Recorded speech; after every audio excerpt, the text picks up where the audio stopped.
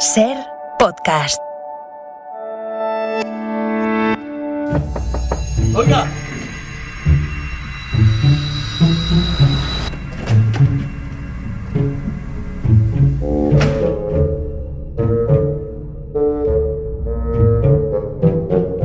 Le recomiendo que se relaje porque de aquí no podemos salir hasta que esto se aclare. Es una amenaza. La pregunta No. Me está amenazando usted con no dejarme salir de aquí.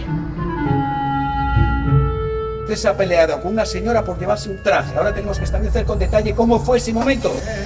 La cinta, ¿dónde está? Está de camino. Muy bien. Ahí se aclarará todo. Eso espero yo también. Javier Gutiérrez, amiguito del alma, bienvenido a La Hora Extra. Uy, cómo me suena eso de amiguito del alma. Nos suena. Javier, por si no lo han visto, viene con 2 móviles, un reloj, una pulserita de la bandera de España, una cartera, un periódico que no es El País precisamente, papeles, no te falta de nada en el traje. ¿Cuánto puede decir de uno lo que uno lleva puesto o cuánto nos predispone a los espectadores esa pulserita de España? ¿Cuánto nos dice de tu personaje? Bueno, es que hay que ubicar a los espectadores antes que esto. Hemos empezado muy fuerte, ¿no? Bueno, sí es cierto que la indumentaria es muy importante. Y de hecho, a veces los actores trabajamos de dentro para afuera y de fuera para adentro. Muchas veces no encontramos el kit o el resorte o la tecla para dar con el personaje, y a lo mejor un simple elemento que va desde un pañuelo, un sombrero, unos zapatos que te hacen caminar de una forma determinada, de repente pues es algo que da una clave para entender al personaje, y a ti te abre muchísimas puertas. En el caso, bien es cierto, en el caso de estos 2 personajes, tanto el de Luis Bermejo como el mío, la indumentaria era importante para colocar al espectador también. Vamos a ir entrando poco a poco en la obra. Voy a ir contando de qué va a medida que te voy haciendo preguntas. El traje es una obra escrita y dirigida por Juan Cavestany, por la que ha sido nominado al Premio Max 2024 a Mejor Autoría Teatral. Tu trayectoria precisamente está muy vinculada a Cavestany. Cuando empezaste hace ya casi 25 años a trabajar con Animalario, El fin de los sueños, con Andrés Lima. ¿Cómo fueron aquellos inicios, aquel paso que diste? ¿Cuál es tu relación con Juan hoy? Bueno, yo venía del teatro alternativo y claro, entrar a formar parte de la compañía Animalario era entrar por la puerta grande. Esto de que viniesen directores de casting, directores de cine, compañeros de la profesión a ver tu trabajo era algo a lo que yo no estaba acostumbrado, ¿no? Y de hecho era una plantilla de relumbrón, ¿no? Había grandes nombres en cualquier reparto de Animalario, ¿no? Empezando por Alberto San Juan, Willy Toledo, Natalie Poza, Fernando Tejero. Algunos de ellos eran actores emergentes y otros ya estaban muy asentados, como el caso de Willy y Alberto, ¿no? Y eso hacía que... O Javivi, estoy pensando ahora, ¿no? Eso hacía que cuando estrenábamos una obra se convirtiese en casi un acontecimiento teatral en Madrid, ¿no? Y a raíz de Alejandro Llana, que era un fresco, Alejandro Llana, 2 puntos, lo que España no pudo beber de la boda del banquete de la hija del presidente, que lo escribió Juan Cavestany junto con Juan Mayorga y Andrés Lima. A raíz de ese espectáculo sí, bueno, pues se me abrieron las puertas del cine, de la televisión, y entrar a formar parte de esa familia animalariesca para mí fue muy importante en lo vital y en lo profesional, y de ahí viene mis primeras colaboraciones con Juan Cavestany, ¿no? Luego ya hemos coincidido en el cine, en Gente de mala calidad, por ejemplo, o en Gente en sitios, y luego en el teatro en más espectáculos de Animalario, por supuesto, y luego en una serie importante para los dos como fue Vergüenza, al lado de Malena Alterio, y coescrita y codirigida por Juan y Álvaro Fernández Armero. Con esos títulos y con esas personas y personajes, ¿podríamos decir que la vuestra ha sido también, o sobre todo, una mirada hacia la política, nuestra política, desde el teatro? Sí. Bueno, lo hablaba ayer con una compañera tuya. He hecho en falta un teatro más pegado a la realidad, ¿no? Y que se enfangue más, que se meta más en harina y que de repente... Pero lo echo de menos en el teatro y en el cine también. En la televisión es más difícil que se dé, ¿no? Pero sí en el cine hay muy pocos títulos que que tengan que ver con temas políticos que nos atañen a todos los ciudadanos o que nos interesan. Y en el teatro, en la época de Animalario, cada 2 por 3 hacíamos espectáculos de ese tipo, ¿no? Me viene desde Alejandro Llana a Marat Sade, a Argelino, que era una versión que hizo Alberto San Juan sobre el Arlequino de Goldoni, y hablaba de un inmigrante que llegaba al primer mundo en busca de un mundo mejor. Quiero decir que todos los textos y todos los espectáculos de Animalario, casi todos, tenían que ver de una forma u otra con la política, y es algo que hoy no veo tanto en la cartelera, por desgracia. El traje se escribió y se estrenó, de hecho, hace 10 años, pero no tuvo gira. ¿Esto es así? Sí. ¿Ha cambiado algo en estos 10 años o sois vosotros al final los que habéis cambiado? Bueno, hemos cambiado. Hay más peso y más pozo por parte de los 2 actores, de Luis Bermejo, también de la familia Animalario, grandísimo actor, grandísimo compañero que va a hacer las delicias del público con este personaje tan extraño y tan peculiar que interpreta. Y fíjate, el texto sigue siendo el mismo, a no ser 2 o 3 pinceladas que ha añadido Juan 12 años después de escribirlo. En su día se lo encargamos porque nos interesaba hablar de la corrupción política, este amiguito del alma que me ha soltado nada más entrar. El de los trajes. Claro. Y queríamos hablar de la corrupción política, y a él le salió esta cosa de primer día de rebajas, de empresario de baja estofa, que pelea en unos grandes almacenes por conseguir un traje, no se sabe muy bien con qué fines, y golpea a una señora, la señora se la llevan, y a este hombre lo meten en un sótano para hacerle un 3er grado, ¿no? Y en aquel momento se entendía mucho mejor por el momento que vivíamos. Yo creo que una de las preocupaciones de la sociedad española en aquel entonces era la corrupción. Estaba, creo que, dentro de los 3 primeros asuntos que más preocupan a la sociedad española, y hoy ni siquiera creo que esté en el ranking de los 10 primeros. Creo que asistimos casi con desidia y no sé si aburrimiento, pero diciendo basta ya, ¿no? De tanta corrupción de un lado y del otro. Y en este caso, después de tantos años, la corrupción sigue ahí, pero de un modo más desenfocado, ¿no? Como un segundo plano, y han pasado a primer plano temas que estaban presentes en su día, pero que hoy de repente cobran más sentido después de una pandemia, un confinamiento, varias crisis económicas. Se habla de la soledad del individuo, de la deshumanización de la sociedad. Yo tengo un hijo con el que hablo por teléfono y se ve a las claras la brecha que hay tan grande entre diferentes generaciones, y son temas que estaban de una forma u otra en la primera versión, pero que ahora de repente cobran mayor sentido. Sí. Javier interpreta a un hombre cuyo nombre no sabremos hasta el final de la función. Interrogado por Luis Bermejo, vigilante de seguridad en un centro comercial, le acusan, como adelantabas, de haber agredido a una mujer en el primer día de rebajas al pelearse por un traje. ¿Cómo es este duelo interpretativo con Luis? Porque al final, como decías, son 2 personas, ¿no?, solas, insatisfechas con su vida. Bueno, son 2 náufragos, son dos seres varados en la vida, como tantos otros. Y en el caso de mi personaje es un tipo que lo dice casi al final, ¿no? Hay una frase que lo define muy bien. Dice, yo no quiero hacerme rico, yo solo quiero sobrevivir, que es a lo que aspira muchísima gente, ¿no?, a llegar a fin de mes.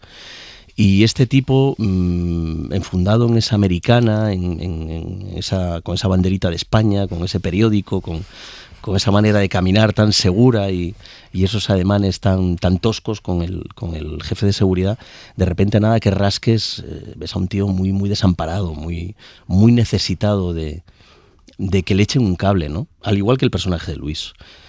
Vamos por la vida con una careta o con una coraza, y lo que en realidad necesitamos es un abrazo, que es lo que pasa en la función, ¿no? Gente que está ansiosa porque le echen un cable. Aunque hoy se hable menos de la corrupción porque nos dé desidia o porque estemos anestesiados o acostumbrados o tenemos otras preocupaciones, hay una pregunta que creo que sigue siendo vigente, y es si es difícil ser honrado hoy en esta vida, si el sistema nos lo pone difícil, si se lo pone difícil a tu personaje. A mi personaje muchísimo. De hecho, él lo dice. Yo quería hacer las cosas bien, pero me he dado cuenta de que la gente me pasa por encima, ¿no? Y eso le hace perder contratos y le hace estar varado, como te decía antes, en la vida. Es muy difícil en un país como España, donde somos los reyes de la picaresca y donde desde el patio de Monipodio, desde el Lazarillo de Tormes, estamos acostumbrados a engañarnos unos a otros, a hablar de honradez y de honestidad, ¿no? Cuesta mucho. Además está como inoculado, ¿no? en nuestro ADN esa picaresca y esta falta de honradez. Por desgracia. Y además en ese intercambio dialéctico entre los dos, entre Luis y tú, una pregunta. Si es difícil hoy llegar a acuerdos, a versiones intermedias entre dos partes enfrentadas. ¿Esto es hoy más difícil que hace 10 años, con una sociedad cada vez más polarizada? Sí, es mucho más difícil. Yo hago un ejercicio todos los días al salir de casa y es saludar dando los buenos días, cada vez que entro en una cafetería a tomar un café, pedirlo por favor, dar las gracias. Quiero decir, está todo tan polarizado, tan intoxicado, desde los medios de comunicación, para empezar.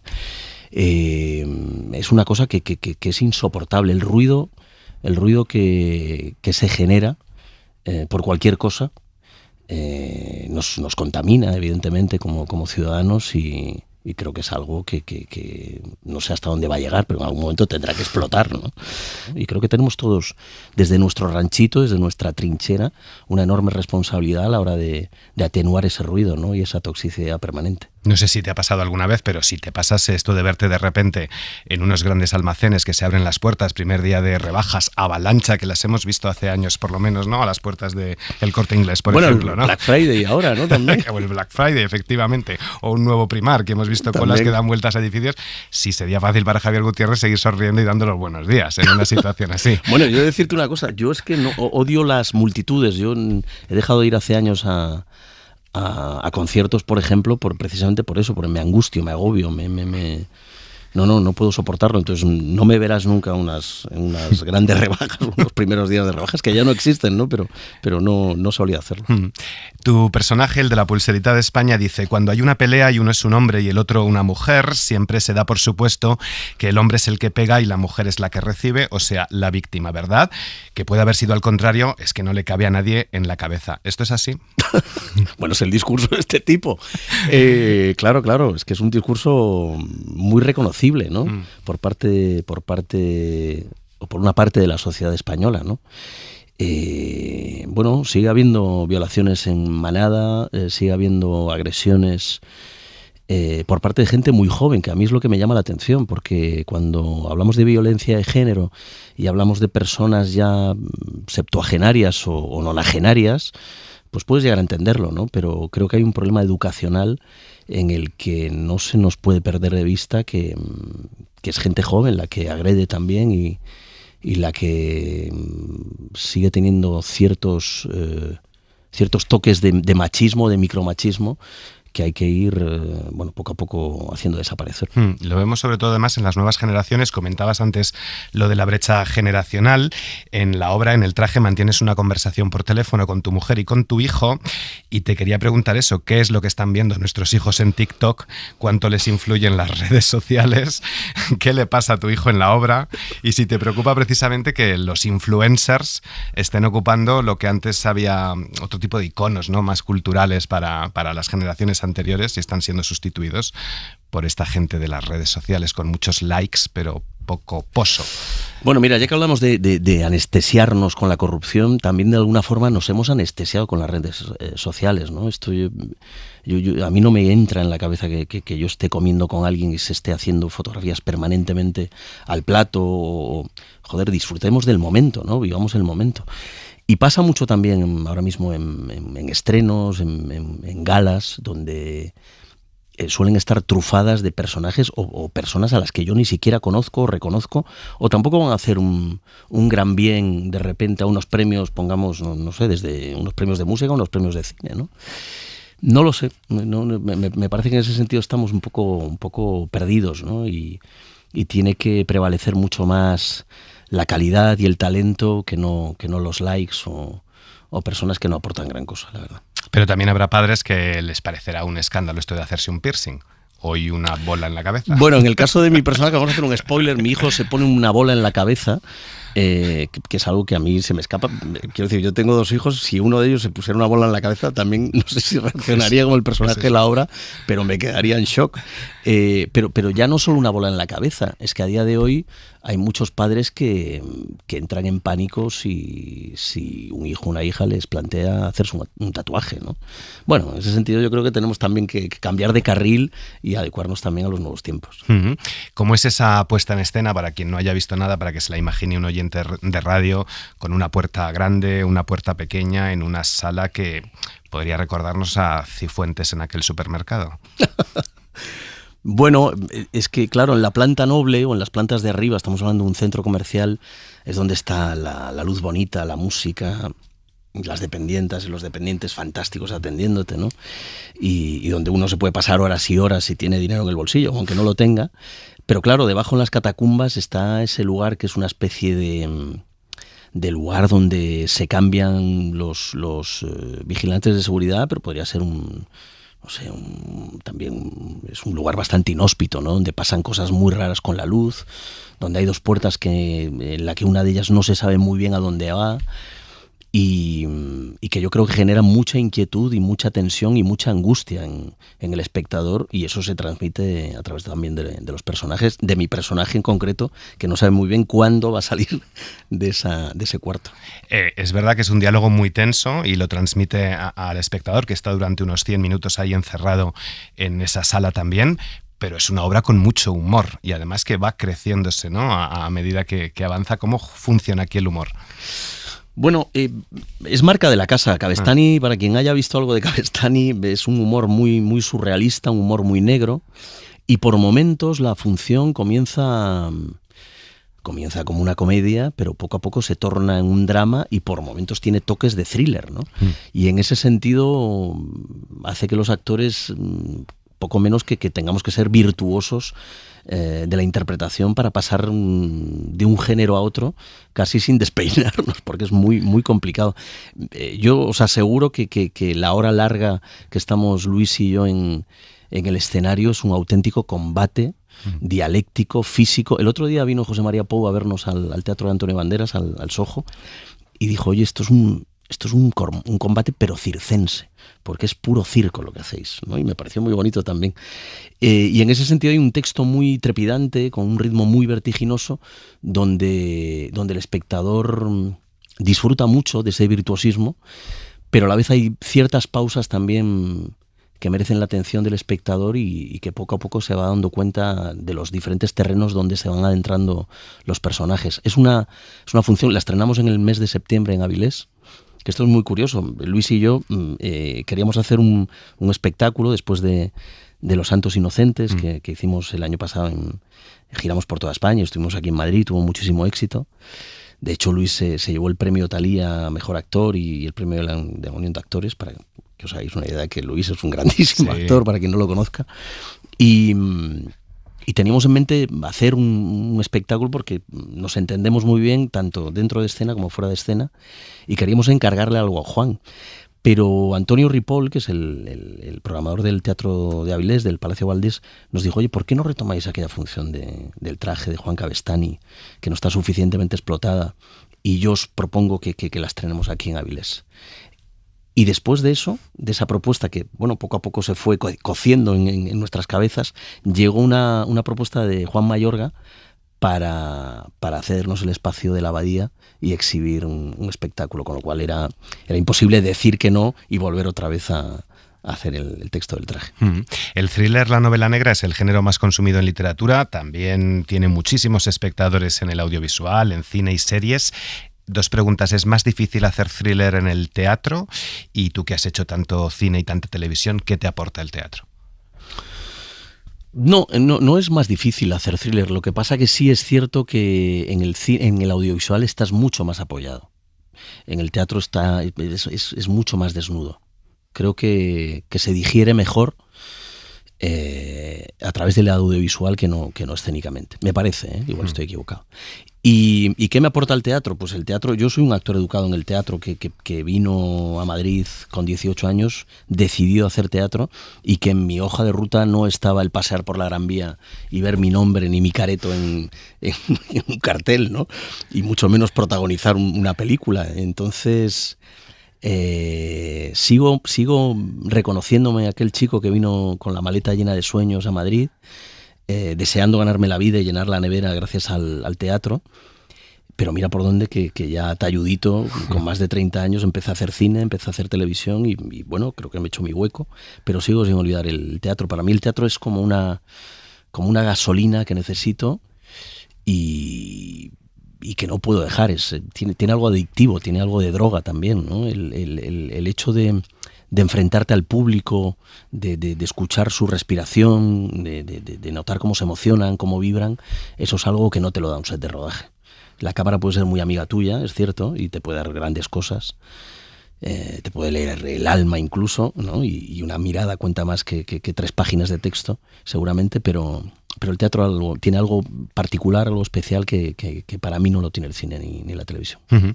Acabas de rodar La vida breve, una serie sobre Luis I, hijo de Felipe V, Borbones, conspiraciones en la corte.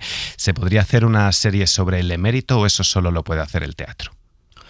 No, se puede hacer, sí. Bueno, alguien tendrá que arriesgarse a hacerla, ¿no? Como en el caso de Movistar con esta historia de Luis I y Felipe V.